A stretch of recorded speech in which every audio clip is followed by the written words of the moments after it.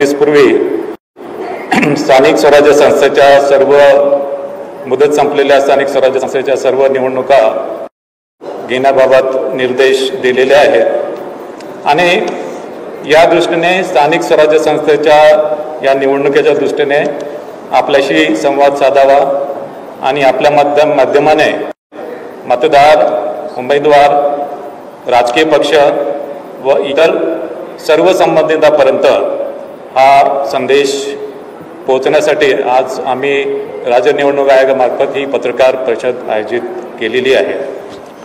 मला आपल्याला सांगा की ही परिषद ही फक्त नगर परिषद आणि नगरपंचायती निवडणुका संदर्भात आज मी संवाद साधणार आहे।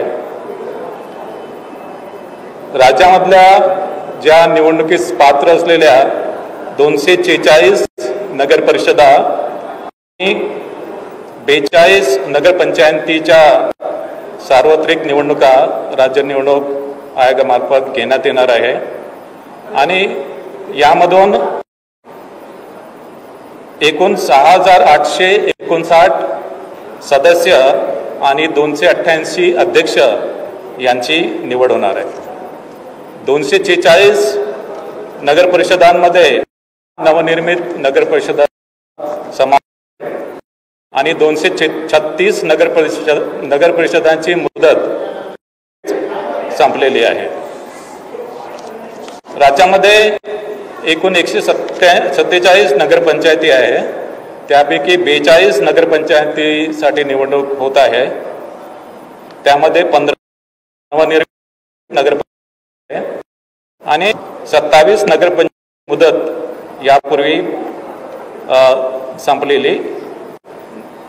संपलेली आहे आणि उर्वरित 105 नगरपंचायतीची मुदत यापूर्वी समाप्त झालेली नाही।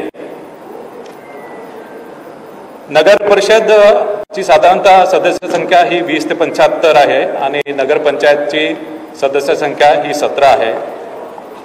नगर परिषदेची निवडणूक ही बहुसदस्यीय पद्धतीप्रमाणे आहे आणि साधारणतः एका प्रभागामध्ये सर्वसाधारणपणे 2 जागा नगर परिषदेमध्ये असतात, पण नगर परिषदच्या सदस्य संख्येचा आकडा विषम जर असेल तर मध्ये एका प्रभागामध्ये 3 जागा असतात।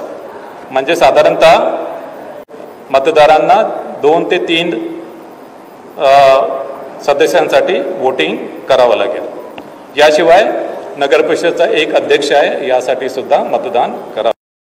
नगरपंचायतमध्ये आपल्याला माहिती आहे की फक्त एक सदस्य असतो आणि एक अध्यक्ष, त्याच्यामुळे तिथे मतदारांना नगरपंचायतीसाठी 2 मतं द्यावे लागते।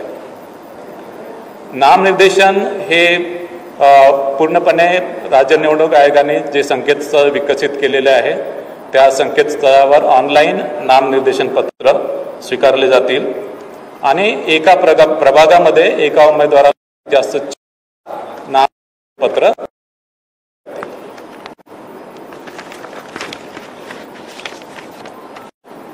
संकेतस्थळावर नामनिर्देशन पत्र दाखल केल्यानंतर त्याची प्रिंटआउट काढून ती संबंधित निवडणूक निर्णय अधिकाऱ्याकडे उमेदवारांना द्यावी लागेल। नामनिर्देशन पत्रासोबत जात वैधता प्रमाणपत्र देणे आवश्यक आहे, मात्र ज्यांनी नामनिर्देशनापूर्वी जात वैधता प्रमाणपत्रासाठी अर्ज केला आहे